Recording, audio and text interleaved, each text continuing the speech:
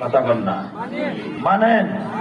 আমাদের আদর্শ আমাদের নবী, আমাদের আদর্শ বঙ্গবন্ধু নয়, আমাদের আদর্শ জিয়া নয়। আজকে মুসলমানের ছেলেরা বলে বঙ্গবন্ধুর আদর্শ, আজকে মুসলমানের ছেলেরা বলে জিয়ার আদর্শ, অমুকের আদর্শ। এটা মুসলমানদেরকে রাজনীতিবিদরা শিখায়া ইসলাম থেকে দূরে সরায় ফেলছে। মুসলমানের আদর্শ হলো নবী। কথা কন, কথা ঠিক কিনা? আপনারা আমার কথা বুঝেন। বিএনপি ওয়ালারাও খেপবো, আওয়ামী লীগ ওয়ালারাও খেপবো, খেপছি আমার কি? আমি আমার কোরআনের কথা, আমি আমার নবীর কথা আমি বলবই। মুসলমানের ছেলেরা বলে বঙ্গবন্ধু সৈনিক, বিএনপিরা বলে জিয়ার সৈনিক। আমি বলবো আমি রসুল সেনা, আমরা সবাই রসুল সেনা, ভয় করি না বুলেট বোমা। এটা হলো মুসলমানের স্লোগান।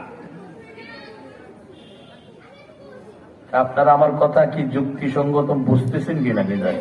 আমি তো আগেই বলছি মাটির নিচের ওয়াজ করতাম না, আসমানের উপরও যাব না, এখানেই থাকবো, ফাইট টেক যা হয় নিব। এটার মধ্যে আসমানের উপরেরটাও আছে, নিচেরটাও আছে, বাকি আলোচনা হবে উপরেরটা। আল্লাহ আপনি আমাদের দিল তৈরি করে দেন, বলি আমিন। প্রথমত মনে রাখতে হবে ইসলাম, আমরা মুসলমান। বলেন আমরা মুসলমান, কথা বল না। আপনারা কি মুসলমান? মুসলমান না আওয়ামী লীগ? এখন চুপ করে থাকেন কেন? কথা বলবেন আমার সাথে।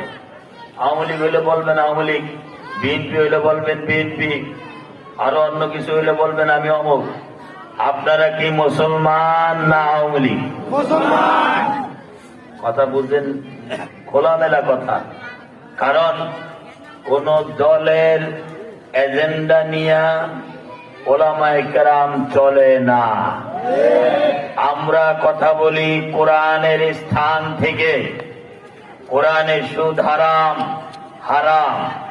আমি যদি সুদের ওয়াজ করি আর কেউ যদি বলে অন্তর্বর্তীকালীন সরকার, সরকারের প্রধান ইউনূসকে হুজুর টার্গেট করেছে, এটা সে ভাবতে পারে ইউনূস কেন, শত ইউনূস আসলেও সুদ হারাম, হারামই থাকবে।